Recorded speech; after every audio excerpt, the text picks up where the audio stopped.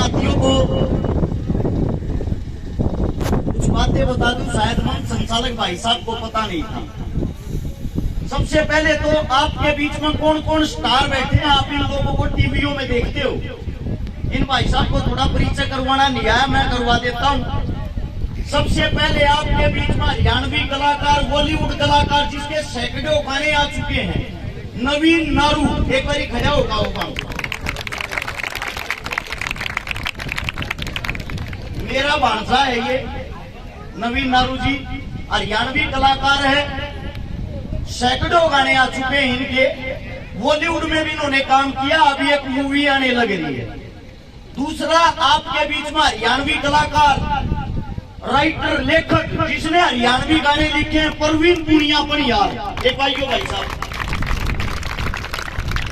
आदमिया का परिचय से तो वो पता तो हो गया आप लोगों को आपके बीच में आए कौन है। एक हमारे हरियाणा का बहुत ही बड़ा किसान नेता, कौम के लिए जीने मरने वाला, हमारे बीच में हमारा बड़ा भाई है अजीत गणगस धनाना।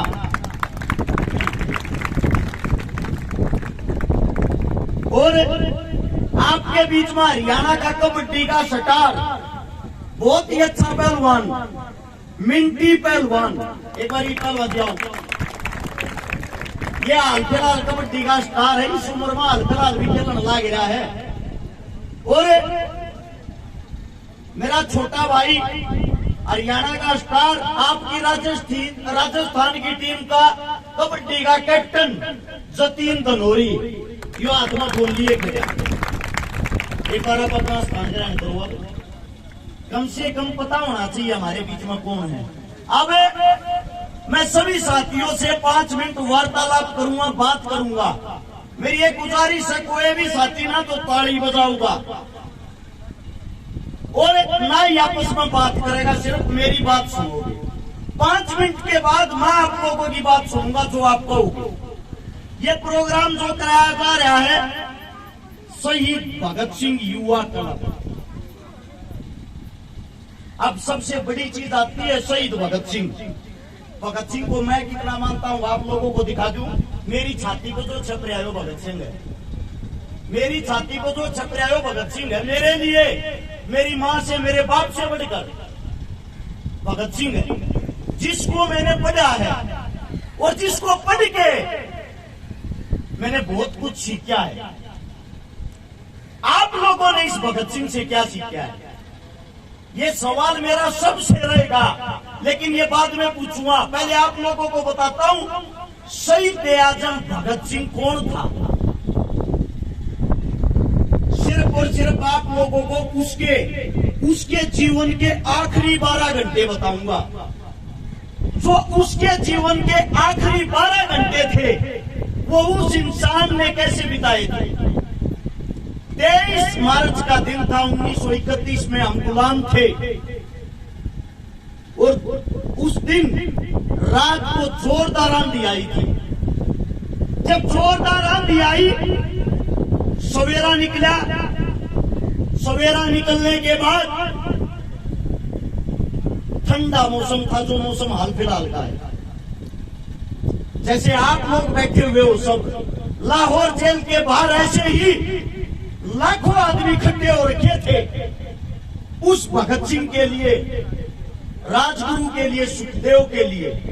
वे तीनों शेर जेल के अंदर, ये लगा लो जहां मैं खड़ा हुआ हूं ये लाहौर की जेल है, और जहां आप लोग बैठे हुए हो आप सब जेल के बाहर हो।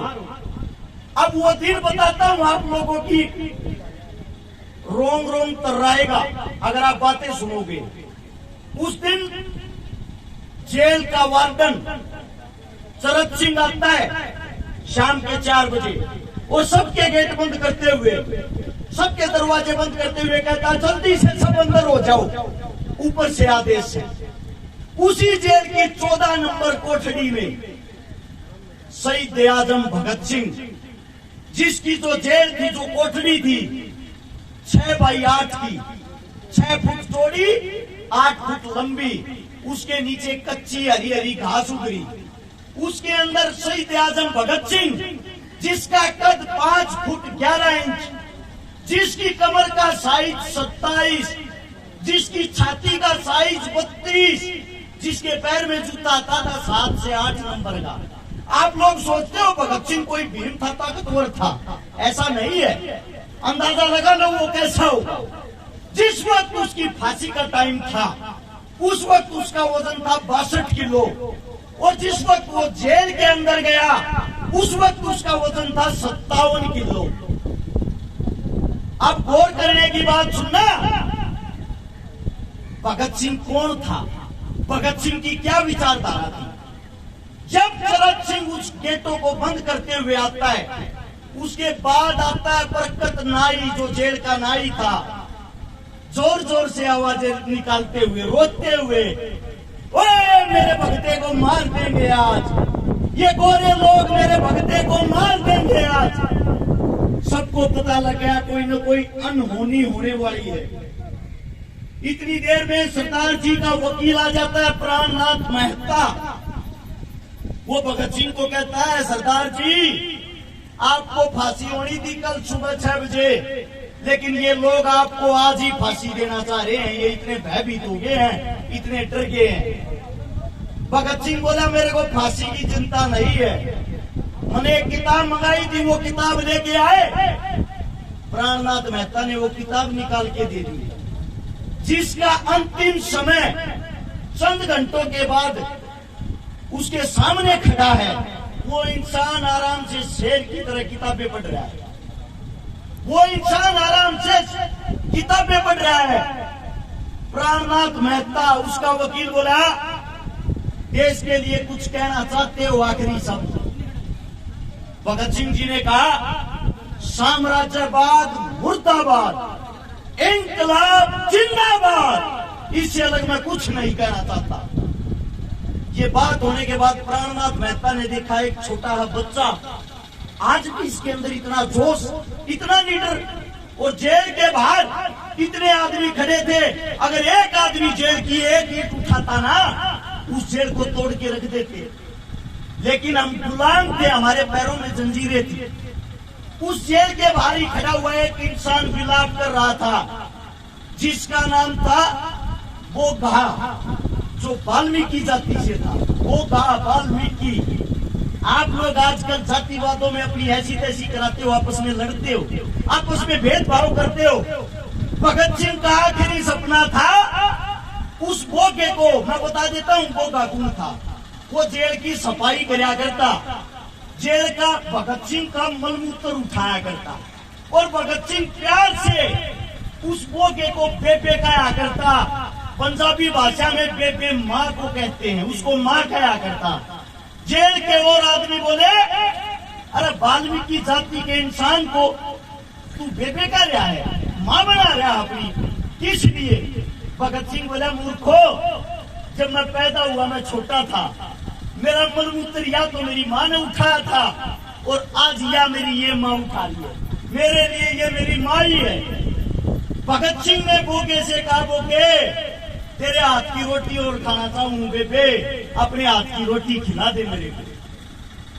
वो बोला, सरदार जी आप उच्च जाति के हो, मैं एक छोटा सा इंसान, आपको रोटी खिला दूंगा, लोग मेरे को मार देंगे। भगत सिंह बोला, मैं हूं ना, खाने वाला मैं हूं, तू क्यों चिंता कर रहा है?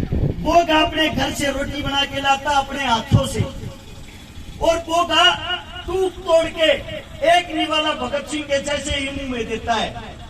बोगे की आंखों से आंसू निकल आए। बोला, रे भगते, तू किस मिट्टी का बना हुआ है, तू किस मिट्टी का बना हुआ है?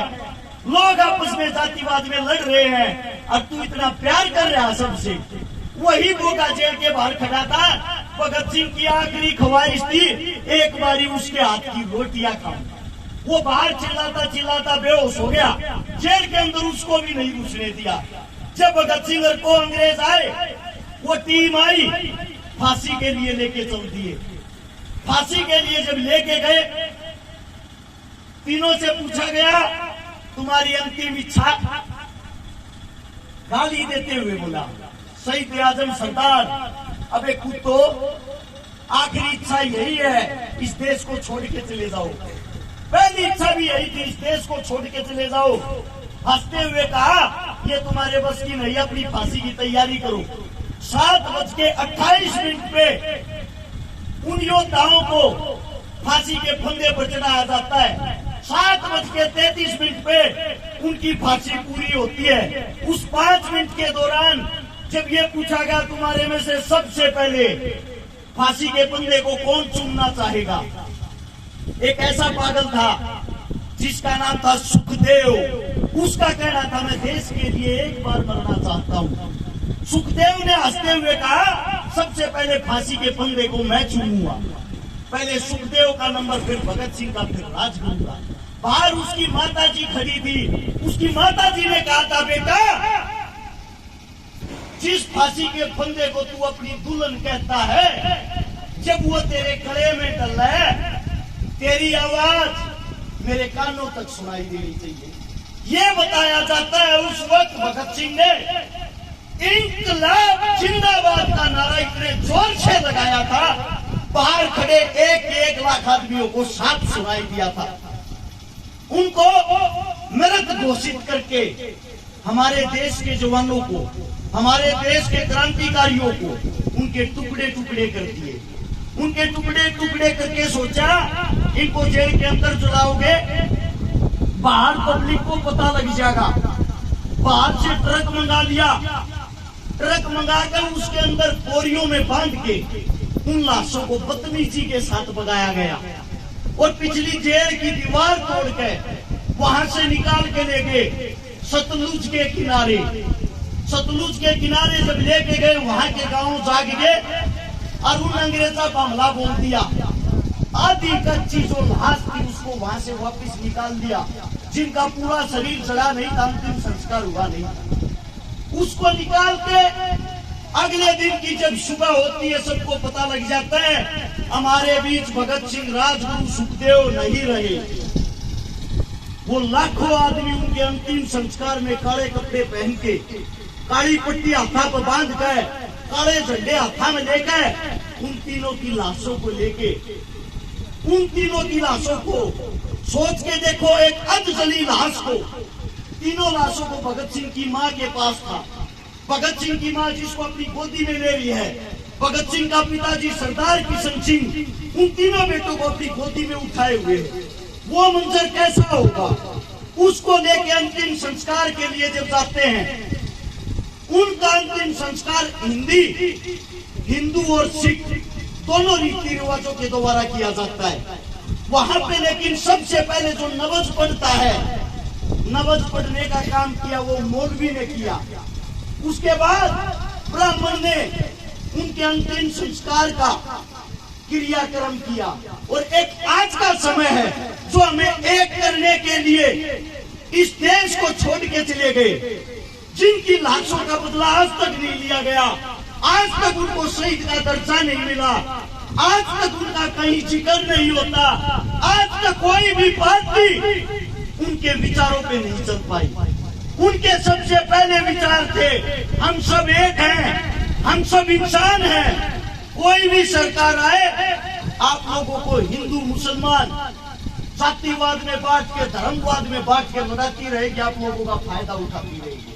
मैं आप सभी साथियों से पूछना चाहता हूँ, आज इस वक्त लिम्पी नाम की बीमारी चली हुई है, सबको पता होगा। हमारी गौ माताएं कैसे तड़प तड़प के मर रही है।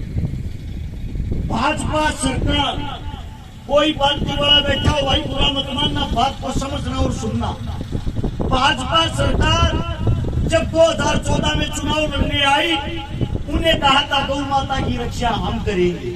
उन्हें करी भी गौ माता की रक्षा। कैसे करी? भारत 20वें नंबर पर था गाय का मीट बेचने में, जिसको बीफ कहते हैं। आज भारत 30वें नंबर पर है। या रक्षा करी, जितनी गायें पहले कटती थी उससे 3 गुना बढ़ गई। आज लिम्पी नाम की जब बीमारी आती है, हमारे देश का प्रधानमंत्री, हमारे देश का राजा बाहर से चीते लाता है।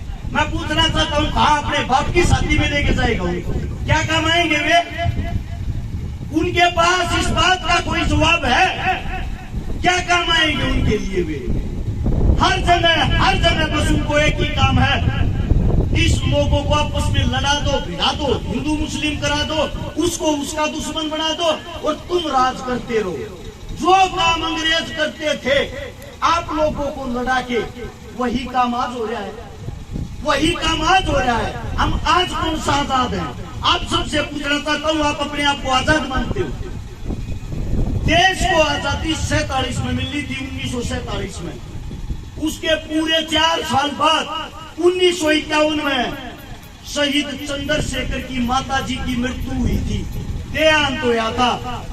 चंद्रशेखर की मां, नाम देखो कितना बड़ा, देश का क्रांतिकारी योद्धा, उसकी माता जी की मूर्ति तक नहीं लगने दी थी आप लोगों की सरकार ने, आप लोगों के प्रधानमंत्री ने। पता है क्यों? इसलिए अगर इसकी मूर्ति लग गई, लगने के बाद इनकी क्रांतिकारी विचारधारा फिर ऊपर आ जाएगी। आप लोगों को नहीं पता हो, भगत सिंह, चंद्रशेखर जब हमारे बीच नहीं रहे, उनके 50,000 साथी अंग्रेजों ने ढूंढ ढूंढ के बुरी तरह तड़पा के मारे। वही हालात आज हो रखे हैं।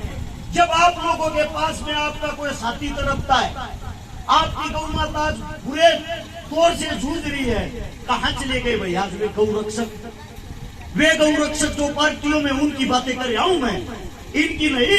ये जो सदैव अपना कार्य करते आए हैं, जो आज भी संभाल रहे, मैं हर एक पार्टी की बातें कर रहा हूँ। कहाँ है वे पार्टियां? कहाँ है उन पार्टियों के MP MLA? सिर्फ क्या उनको राजनीति करने के लिए और वोट मांगने के लिए गायें याद आती है? कोई मुद्दा बनाना हो, भाई भाई से लड़ाना हो, तभी गौ माता को उठा लाएंगे। हर टीवी चैनल पे 3 दिन से ये चल रही है खबर, आज चीते ने इतना भाग्या, आज चीते ने इतना भाग्या, आज चीता इतना तोड़े। क्या कमाएगा वो चीता? अगर वो काम आने के लिए लाए होते, काम करो, उसको संसद के अंदर ही छोड़ दो, सारे जितने निकम्मे नेता होंगे सबको खा जाएगा। यार कोई काम होता है देश के लिए? देश को डुगडुगी समझ रहे क्या? कोई भी आओ, बचाओ और चले जाओ। हमारा इंसानियत के नाते धर्म बनता है। आज हमारी गौ माता खतरे में है, तो सबसे पहले सारे काम छोड़ के हम सबका, जो अपने आप को हिंदू कहता, सच्चा हिंदू, उसका फर्ज बढ़ता है। गौ माता से बड़ा उसके लिए कोई फर्ज नहीं। सबसे पहले अपनी गौ माता को बचाएं। आपके घर में 100 रुपए हो, 200 रुपए, 500 रुपए हो, इतने रुपए में आप लोग गरीब नहीं होते। कोई 300 रुपए की दिहाड़ी भी करता है ना, अगर एक दिन की अपनी दिहाड़ी दे देगा, वो गरीब नहीं होता। आप मंदिरों में भी तो दान देते हो, मस्जिदों में भी तो दान देते हो, गुरुद्वारे में भी तो दान देते हो। आज हमारी गौ माता दान मांग रही है, हमारा हक बनता है हम उस गौ माता को दान दें। और सबसे पहले भाई कमेटी वालों को एक बात मैं कहना चाहता हूँ, सबसे पहला दान 5100 रुपए का अपनी जेब से मैं दे रहा हूँ। कोई भी आके स्वीकार कर ले, मेरे मुख से कोई गलत बात निकली हो उसके लिए मैं माफी चाहता हूँ। और पास की गौशाला से शायद कमेटी आई है, पाड़ी गांव से कमेटी आई है भाई। 5100 रुपये इस गांव को, 5100 रुपये उस गांव वालों को दे रहा हूँ। आपका बच्चा हूँ, आपके बीच कहूँ मैं, कोई नेता मंत्री तो हूँ नहीं। जैसा मेरा जुबान है वैसे आपके चरणों में ये अरदास है, इसको आप प्राप्त करें। और मेरे मुंह से कोई गलत शब्द, कोई गलत बात निकल गई हो, अपना बच्चा, अपना भाई, अपना बेटा समझ के माफ कर दे। अगर मेरी बात आप लोगों को अच्छी लगी हो तो एक बारी नारा लगाएंगे इंकलाब का और गौ माता का। तैयार हो? बोलो इंकलाब, इंकलाब, गौ माता की, गौ माता की। धन्यवाद आप सबका।